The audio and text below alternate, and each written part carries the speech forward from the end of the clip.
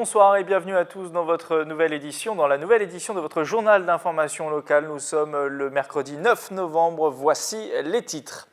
Les politiques s'inquiètent après l'élection de Donald Trump à la présidentielle américaine. Vous entendrez la réaction notamment de plusieurs politiques yvelinois. Gauche et droite se posent beaucoup de questions. Le conseil départemental lance sa nouvelle saison d'ateliers dédiés à la généalogie. Objectif notamment retracer l'histoire de ses origines. Et dans ce journal, nous ferons également un point sur la course des Yvelinois dans le Vendée Globe qui sont partis il y a 3 jours des Sables d'Olonne. Mais on ouvre donc ce journal avec ce séisme politique aux États-Unis avec l'élection de Donald Trump comme 45e président des États-Unis. Une élection surprise qui fait parler évidemment les politiques en France. Jean-Frédéric Poisson, député des Yvelines et candidat à la primaire de la droite et du centre, a par exemple félicité le nouveau président américain. Pour lui, je cite, « Après le Brexit, c'est une nouvelle victoire des électeurs face au système. » Autre réaction, celle de Bertrand Oyon, maire socialiste de Magny-les-Hameaux, de Suzanne Blanc, première adjointe de Montigny-le-Bretonneux, ainsi que celle de Bruno Millienne, président du Modem 78. Ils étaient ce matin tous les trois présents pour l'enregistrement de la prochaine édition du Café Politique avec Wilfried Ritchie, à découvrir à partir de ce week-end sur notre antenne. Écoutez leurs réactions. C'est leur choix, on n'a pas de leçon à donner. Bien au contraire, on a surtout à regarder chez nous comment ça se passe et à essayer de travailler tous ensemble pour le bien-être des habitants. Est-ce que le Donald Trump qui arrivait, les 2 pouces en l'air, etc., va perdurer? Déjà tout à l'heure, on voyait bien que c'était un petit peu plus... Ce serait le président de tous les Américains. Voilà, un peu plus calme qu'à l'habitude. Suivre. Après, sa position vis-à-vis de l'Europe, de nous en particulier, on a bien vu qu'il comprenait le Brexit, parce que pourtant c'est très loin et on est tout petit. Ça va être très important. Et c'est un peu un coup de balai, ce qui s'est passé aux États-Unis, et ça peut avoir des conséquences importantes, oui, effectivement, pour les futures élections en Europe, en France, en Allemagne notamment. Il va falloir qu'on fasse attention à tout ça. Et cette élection surprise du milliardaire américain sonne comme un avertissement pour les partis et les candidats traditionnels européens. À quelques mois de l'élection présidentielle en France notamment, l'ensemble de la gauche, des partis de gauche, semble mal embarqués pour espérer pouvoir être présent au second tour. Écoutez à ce propos Benoît Hamon, député socialiste de la 11e circonscription des Yvelines. Nous l'avions interrogé sur le sujet lors de son déplacement lundi soir dans la salle des fêtes de Maurepas, là où sont accueillis actuellement des migrants. La gauche, elle ne se recomposera qu'à partir du moment où elle aura clarifié son projet politique. Et c'est sur ce qu'elle veut pour le pays, sur ce qu'elle veut pour les Français qu'aujourd'hui elle hésite. Donc on a besoin de moments démocratiques où finalement on confronte nos valeurs, nos solutions. Et moi je pense que on peut toujours faire battre le cœur de la France. Il bat ici à Maurepas quand on accueille des migrants. Il bat dans l'engagement de centaines de milliers de bénévoles en France. Mais il ne bat plus quand on gouverne en tournant le dos parfois à nos valeurs universelles. Et ben moi je souhaite que ce cœur qui bat sur le terrain, il batte demain au niveau national. Enfin, on referme cette page politique avec l'annonce officielle de l'exclusion de Nicolas Bauer du Front National, l'ancien directeur de cabinet de Cyril Naute, maire FN de Mantes-la-Ville. C'est notamment vu reprocher par recourrier sa participation au défilé du 1er mai aux côtés de Jean-Marie Le Pen.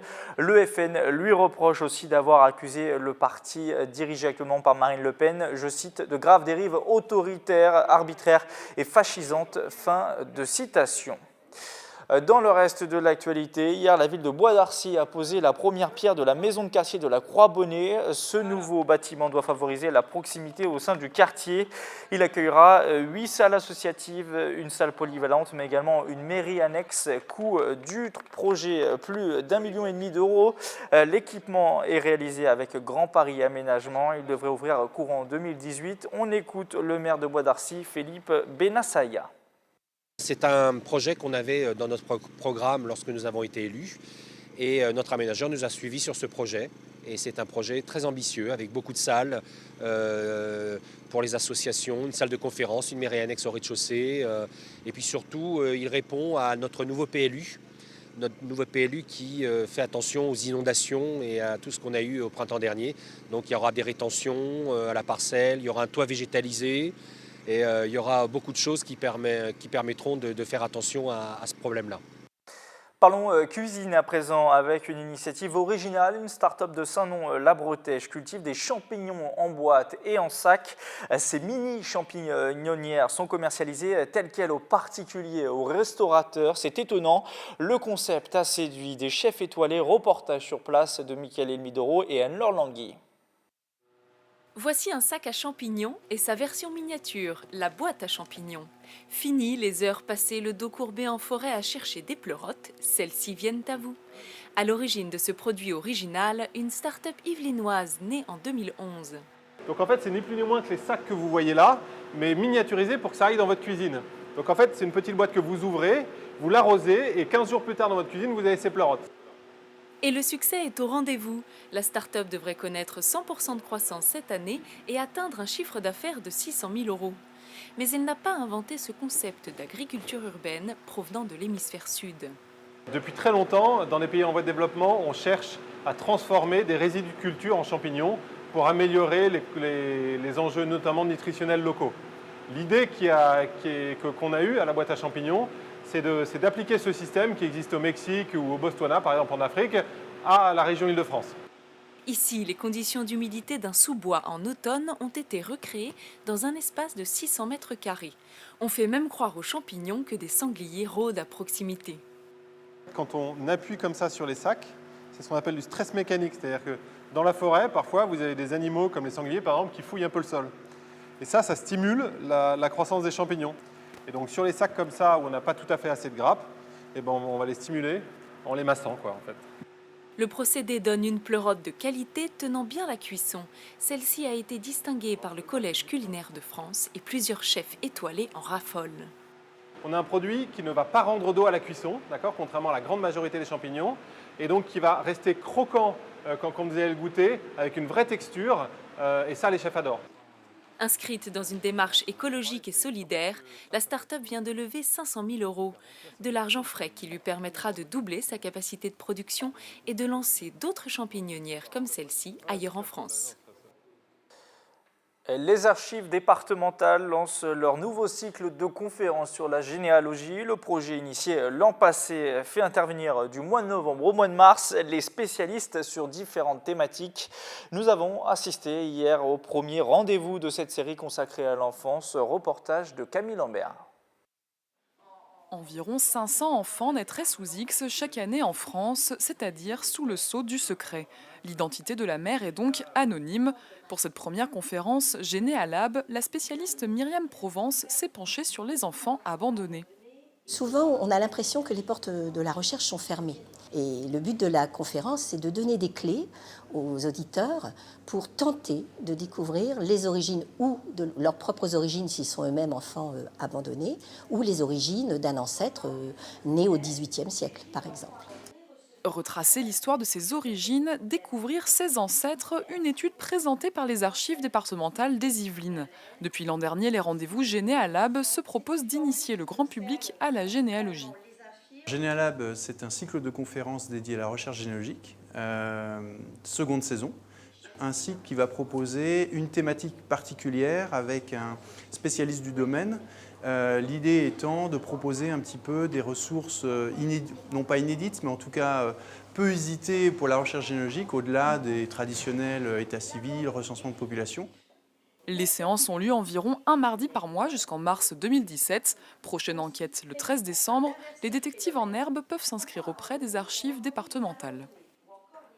En sport, le Vendée Globe a débuté, vous le savez, ce dimanche 6 novembre. 29 skippers ont pris le large pour ce tour du monde à la voile en solitaire et sans escale depuis les Sables d'Olonne. Et parmi ces marins de l'extrême, on retrouve 3 Yvelinois, les Versaillais Tanguy Delamotte et Éric Bellion et le Rambolitain Louis Burton. Retour sur les premières heures de course avec notre journaliste Michael Elmidoro. 3 Yvelinois tentent en ce moment d'apprivoiser les vents et de dompter les vagues sur ce Vendée Globe 2016. Les Versaillais Tanguy Delamotte et Éric Bellion et le Rambolitain Louis Burton sont partis à l'aventure sur ce tour du monde en solitaire et sans escale. Au pointage de 15 h ce mercredi 9 novembre, l'IMOCA Initiative Cœur de Tanguy Delamotte est classé à la 9e place. À bord d'Initiative Cœur, on vient de passer la zone interdite du DST du Cap Finistère et on a hissé le Jenna Cœur avec les dauphins. Bon après-midi et bonne soirée à tous. C'est parti pour le tour du monde. Yes! De son côté, Éric Bellion sur Comme un seul homme est installé à la 27e position pour son premier Vendée Globe, mais le skipper garde le moral. Moi j'y vois comme un message. Je sais pas vous, mais qu'en pensez? Bel arc-en-ciel. Bel arc-en-ciel complet. Le troisième Illinois Louis Burton, qui avait dû abandonner en 2012 suite à une collision avec un chalutier, est pour l'instant à la 16e place avec son IMOCA Bureau Valley. Il vient de dépasser le néo-zélandais Conrad Coleman au large du Portugal. Cette 8e édition du Vendée Globe est toujours dominée par le français Armel Lecléache sur Banque Populaire. On referme ce journal en culture avec une œuvre qui a 64 ans, le dialogue des Carmélites, écrit par Georges Bernanos et donné en ce moment au théâtre Montansier à Versailles. Un hommage à Marcel Tassancourt, ancienne directrice du lieu, qui a mis en scène l'œuvre en 1952, reportage de Mélanie Poquet et Nicolas Dandry. Quelle est la règle dans cette maison? Nous ne connaissons d'autres règles. 1789, la France connaît sa révolution. Le couvent des Carmélites est dévasté, ses religieuses sont poursuivies. Le dialogue des Carmélites est mis en scène au théâtre Montansier, une volonté commune du metteur en scène et des directeurs du théâtre. C'est une pièce que j'ai vue aussi beaucoup dans des périodes importantes de ma vie et c'était une façon de rendre hommage à tout ça et de rendre hommage aussi au théâtre Montansier. En réalité, la pièce pose des grandes questions sur la foi, sur le rapport à la mort, sur la spiritualité de chacun d'entre nous, sur son exigence aussi sur la politique, puisque malheureusement les révolutions qui sont nécessaires tournent souvent mal. L'œuvre Fleuve de Georges Bernanos, ramenée ici à 3 heures, regroupe 19 comédiens sur scène. Une plongée dans la France du XVIIIe siècle avec un lien fort avec l'actualité. Évidemment, on a situé la majeure partie de l'action au XVIIIe siècle, au moment de la Révolution, mais par quelques petits clins d'œil à la fin, on a transporté l'époque d'une part au moment où l'auteur allemand, qui est une femme, Gertrude von Lefort, a écrit la nouvelle dont s'est inspiré Bernanos au moment de la montée du fascisme en Allemagne, et puis de nos jours. Effectivement, c'est tous les moments où une religion peut être remise en cause, quelle qu'elle soit d'ailleurs. En 1794, les 16 carmélites seront guillotinés. Leur destin est à découvrir jusqu'au 10 novembre. Plein d'étrangers qui vont camper cette nuit sur les places. On vend du vin à tous les carrefours. Écoutez, écoutez. Mon Dieu. C'est la fin de ce 7-8 journal. Merci de nous avoir suivis. Prochain journal jeudi, même heure. En attendant, vous pouvez revoir le reportage et nos émissions sur notre site internet tvfil78.com. Bonne soirée à tous.